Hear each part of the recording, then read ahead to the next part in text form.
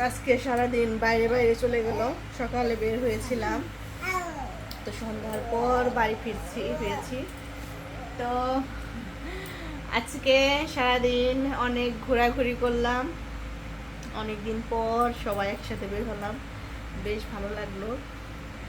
আর হচ্ছে খাওয়া দাওয়া, তো বাড়িতেও খাওয়া দাওয়া করেছি, বাইরেও খাওয়া দাওয়া করেছি। আবার এসে এখন মাত্র খাওয়া দাওয়া করে এখানে বসলাম, ছোট মেয়েকে তেল দিয়ে দিলাম শরীরে। তারপর হচ্ছে কিছু কাজ ছিল সেগুলো গুছিয়ে রাখলাম।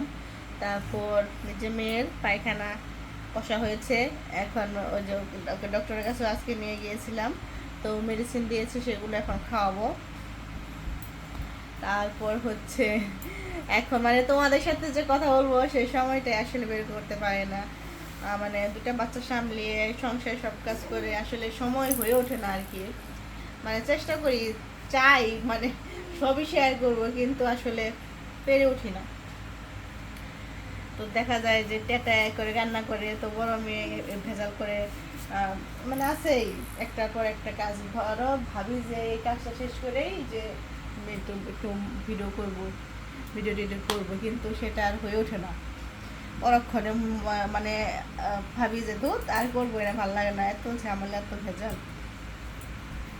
তারপরেও চেষ্টা করছি। তো তোমরা সবাই পাশে থেকো, তোমরা সবাই সাপোর্ট করো এভাবেই, যাতে খুব তাড়াতাড়ি সাফল্যের মুখ দেখতে পারি।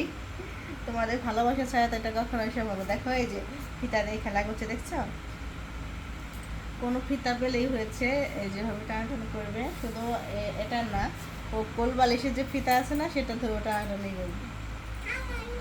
আরও হচ্ছে গিয়ে বাইরে গিয়ে একদম শান্ত হয়ে থাকে, বেশিরভাগ সময় দেখা যায় যে ঘুমিয়েই কাটিয়ে দেয়। তো আমার মানে বড় মেয়েও এরকম ছিল, বাইরে গিয়ে কখনোই বিরক্ত করেনি। তো ভগবান আশীর্বাদে ছোট মেয়েটা এরকমই হয়েছে। তো এই তো এখন এই যে আমরা সবাই মিলে গল্প করছি। আসলে একটা মানে সবাই মিলে গল্প করার মানে ধরো পরিবার সবাই মিলে একসাথে গল্প করার যে মুহূর্তটা, ওটা কিন্তু আসলেই খুব দামি, অত্যন্ত দামি। মানে যারা আসলে এই সময়টা মানে পায় তারা আসলে লাকি। তো মানে বলতে হয় যে আমি সেই হিসেবে অনেক লাকি। তো সবসময় দেখা যায় যে আমরা একসাথেই থাকি, একসাথে খাবার খাই, একসাথে সব কিছুই করি আমরা। হ্যাঁ।